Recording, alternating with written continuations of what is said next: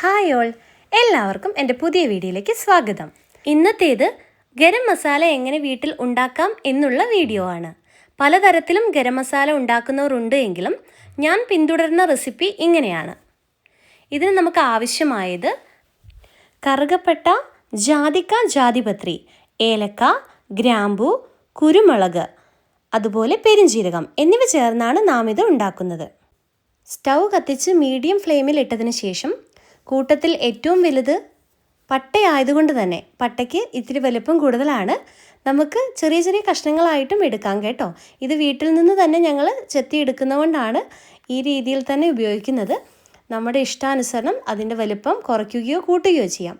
അതുകൊണ്ട് തന്നെ ആദ്യം പട്ടയാണ് ചൂടാക്കാൻ വെച്ചത്. ഒരു 3 മിനിറ്റ് ചൂടാക്കേണ്ടി വന്നു. അതിനുശേഷം ഒരു ജാതിക്ക ഇട്ട് കൊടുത്തു. അതിനുശേഷം നമുക്ക് ഏലക്കായും ഗ്രാമ്പുവും കുരുമുളകും അതുപോലെ തന്നെ ജാതിപത്രിയും പെരിഞ്ജീരകവും ആഡ് ചെയ്യാം. ഇത് ഏകദേശം ഒരുപോലെ തന്നെ ആഡ് ചെയ്ത് കൊടുക്കാവുന്നതാണ് കേട്ടോ. നന്നായി ആഡ് ചെയ്ത് അതിൻ്റെ കളർ ചെറുതായി മാറുന്ന വരെ നമുക്കിങ്ങനെ ഇളക്കി കൊടുക്കാം. ഞാനിത് ഗരം മസാലയായി മാത്രമല്ല ഉപയോഗിക്കുന്നത്.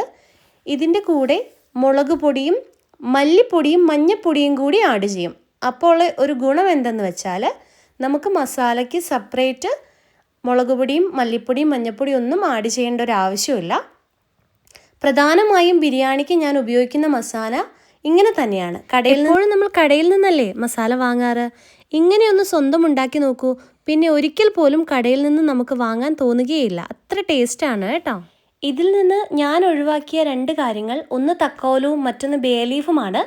അത് മനഃപൂർവ്വം ഒഴിവാക്കിയതല്ല, അവൈലബിൾ അല്ലാത്തത് കൊണ്ടാണ്. അവൈലബിൾ ആയിട്ടുള്ളവർ തക്കോലവും ബേ ലീഫും കൂടി ആഡ് ചെയ്താൽ ഇതിന് സ്വാദ് കൂടും. അങ്ങനെ ആഡ് ചെയ്തില്ലെങ്കിൽ പോലും പ്രോബ്ലമില്ല.